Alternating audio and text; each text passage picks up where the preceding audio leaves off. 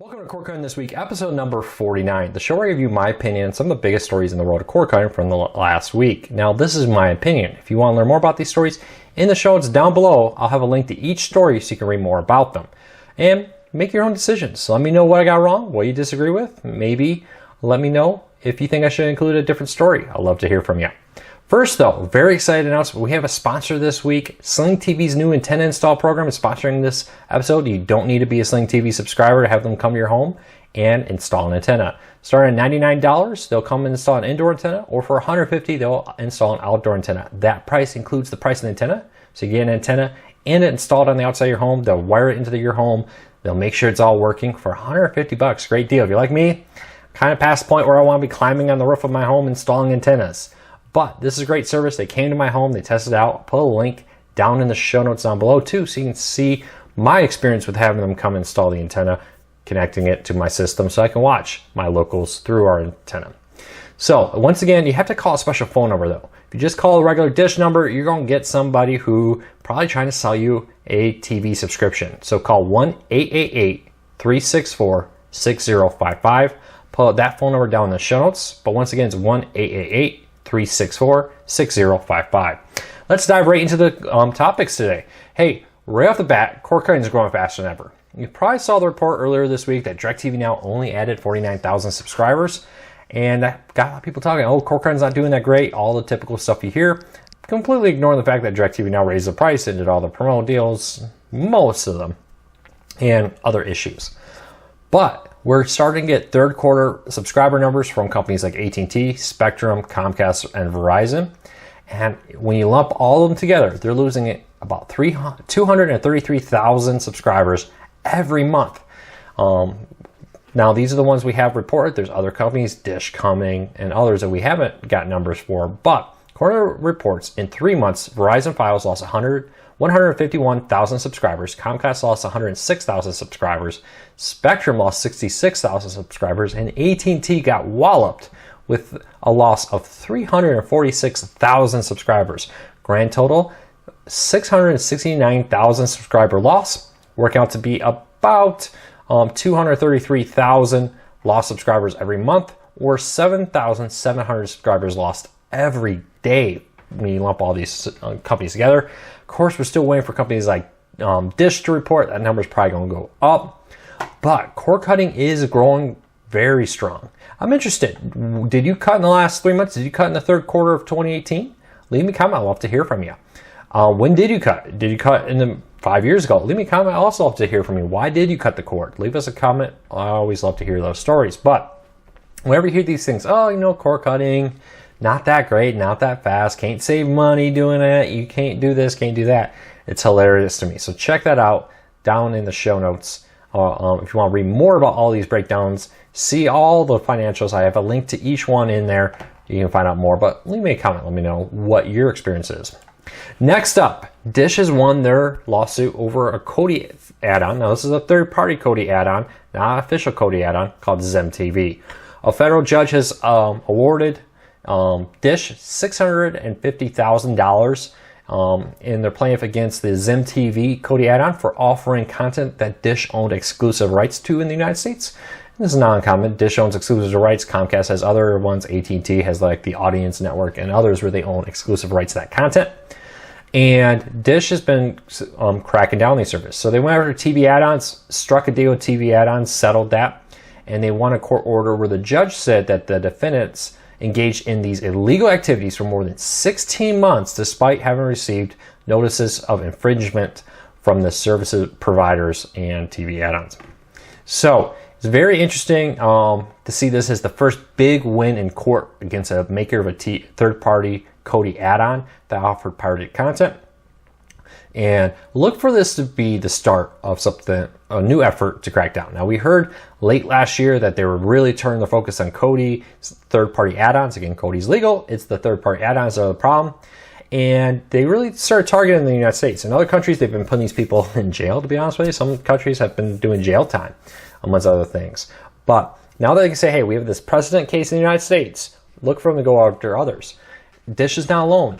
Amazon, Netflix, and more have joined in cases against Kodi, so-called Kodi boxes, the fully loaded Kodi boxes that come and sell with all kinds of third-party Kodi add-ons have been targeted. We've already seen a flood of add-ons and box makers just kind of vanish. Some of them have been picked up by third parties. Other people have come out there and said, hey, for now, we're just going to wait and see. Maybe now that there's a federal judgment against them, that may make them reconsider what they're doing. I think it's going to be very interesting. A year from now, we're going to see a dozen of these lawsuits targeting different ones. The interesting thing here is, the person isn't even reportedly in the United States, but as you don't have to be in the United States to face judgment in the United States for breaking the law here. There is extradition deals there. So look for this to continue to be just the tip of the iceberg of efforts to come in the future. Right or wrong, you can argue that point, but federal judge has kind of laid down that we finally have a precedent case now to say this is what it is or is not legal to do this behavior in the United States. So keep a close eye on it. I'm very interested to see what happens in the future with this. Next up, so we heard about DIRECTV now only getting 49,000, new subscribers. But AT&T also snuck in just a little line in their earnings call and report that they are beta testing a new streaming device. Now, we've heard about this for a little while now. There's been a lot of reports, FCC filings. It's an Android TV box that AT&T is building. And this lines up very well with other reports we've had. For one, DIRECTV has said that they're working on a streaming version of their satellite service. It's basically going to be DIRECTV packages, but streamed instead of satellite. A few reasons: they don't have to send somebody to your home. You can walk into Best Buy or Walmart, buy this box, take it home, plug it in, pay your subscription, and now you have DIRECTV packages coming to your TV. No need to send a satellite to the house, and no need to pay somebody to drive out to your house and install it. The other thing here is we did get a post, and I'll include the full email that went out to AT&T employees about this in the story about this. But AT&T posted about a month ago, I want to say this is roughly, that they're looking for alpha testers for a new box to test out DIRECTV Now. And it looks like this box will be fully capable of doing DIRECTV Now and DIRECTV, but it really seems to be built for DIRECTV. Now, I would still expect them to say, hey, you get DIRECTV Now, we can always ship you this box, it's ours, keeps it probably cheaper for them. But the remote on it includes the ability to have numbers on it. So you can type in the numbers on your remote to jump to, 204 or something like that for ESPN back when I had DIRECTV many years ago before it became a cord cutter. But there's a lot of talk here that's going to be very similar to cable. You're going to have the same fees, you're going to have the same packages, you're going to have the same, maybe even contracts. We'll keep an eye on that. But keep a close eye on this. AT&T really wants to get away from satellites. They've talked over and over again about the cost of the satellite, putting that in space. They don't last forever. They got to be replaced. The cost of driving some of your home, putting a satellite dish in your home, installing the boxes, and more costs money. So look for this to kind of rapidly push maybe the death of DIRECTV satellite. There's been a great debate. Sirius XM and Sirius and XM merge into Sirius XM. There's been a lot of debate. Will Dish and DIRECTV have to at some point say, hey, we're going to merge? They're kind of getting hammered the hardest by cord cutting right now. Could we see AT&T be like, hey, people in extremely rural areas where internet's not a good option for streaming, well, you can go to Dish. Or maybe Dish does the other way. I don't know which way it goes. I could see that kind of happen. I don't know. What do you think? What do you think? With the launch of this streaming player, all signs pointing to AT&T want to move their Dish subscribers to streaming. Maybe not tomorrow. They could be supporting satellites for 5-10 more years. But they've clearly talked about the desire in the long run to move in that direction. What do you think? Who would be most likely to go under first? Would DIRECTV shut down? Do you think they'll sell it to Dish? Do you think there'll be a merger there? I don't know. I'll love to hear what your opinions on that. Would you ever buy a DIRECTV package if it's streaming? That raises a last big question I want to ask you. A lot of people have always said, hey, if it's streaming, it's cord cutting. And I would say, no, not necessarily. Just because it's streaming doesn't make it a cord cutting experience. And this may be a classic example of it. It's DIRECTV. Everything's the same about it. It just happens to be streamed versus a satellite dish. Does that make it cord cutting? If there's a contract, if there's all kinds of hidden fees and others, I would say no. But you let me know. Is it just because it's streaming, make it cord cutting? Leave me a comment. I'll really appreciate your feedback. Last story of the day. Roku OS9 is rolling out and Roku's added support for Google Assistant. So now with your Google Home on select Roku players, you can now say things like, okay Google, start my Roku TV, play this, do that, and you'll be able to control your TV and with your Google Home, completely hands-free. Roku players too. So if your Roku player's on, you tell it to launch Hulu and surf around, play this, do that. And it's really great. A lot of people say, oh, that seems kind of silly. And I get that. A remote seems to be very easy to use. I don't have to yell at my Google Home Assistant and hope it understands me. But for people with a lot of physical disabilities, the blind, people with physical disabilities. Hey, I live in a military town. I have a lot of military friends. I know more than one friend that has both hands basically unusable. So for them, the ability to just say, hey, okay, Google, play Netflix, play House of Cards, play anything, will add the ability to make TV enjoyment much more accessible to them. People with visual impairments, the ability to say, hey, I don't need to actually see the menu on the screen. I can easily just tell the Roku to go launch this app or do that. And I've had people say, well, blind don't watch TV. They do. That is kind of one of those things that's not true. They enjoy listening to the news on TV. They enjoy listening to a football game on the TV or radio. They enjoy listening to the drama because, let's be honest, a lot of stories are audio. And Netflix and others do often offer specific audio tracks for the blind that also, like if there's a scene where no one's talking, but there's just action, it'll describe what's happening on the screen.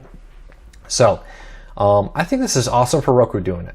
There are other features to this update that allows the ability to have like Pandora Premium, Spotify returns to Roku players and more, iHeartRadio, and additional features. You will also have on Roku TVs, when the Roku speakers come out, look for this update to hit Roku TVs probably in January, but the ability to have automatic volume leveling so that the commercials and the TV show have about the same volume. Do things like have the voice, focus on the voice. If you ever listen to a football game where there's like background noise in the stadium, it's hard to hear the announcer. This is supposed to like peel away the background noise and just allow you to hear the announcers. So some additional features in there. Often Roku slips in things though, where they will drop in a feature here or a feature there that they won't announce, but then at a later date, you'll be like, oh, this is a cool new feature. Couple examples of this. When you press a quick button, if you're watching something on streaming in Netflix, and then you suddenly bump the quick button to launch Hulu, you used to be able to do that. Just stop your current stream and move you over.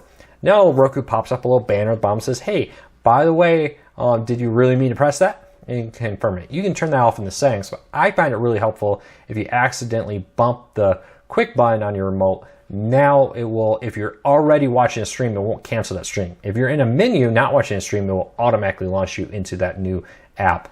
But cool feature, that wasn't announced, it just kind of slipped in there. It'll be interesting to see if Roku kind of had slipped in any other features in Roku OS9 that we didn't previously know about. So keep an eye out for those, and if you find any, leave me a comment. But are you excited about Google Assistant? Are you excited about the volume leveling, Spotify? What about the Roku OS9 are you most excited about? And again, couple weeks rollout for players, Roku TVs early next year. Keep that in mind. All right, everybody, thank you for watching. Don't forget, if you need an antenna installed, check out Sling TV. They'll send a dish tech to your home so you know it's getting done right, and install it for starting at $99 for an indoor one and $150 for an outdoor antenna. $99.99 for an indoor one, just to be exact, because I know everybody's very exact on that. Make sure you call this number though, 1-888-364-6055. Thanks everybody, I hope you have a great day. I will see you next week.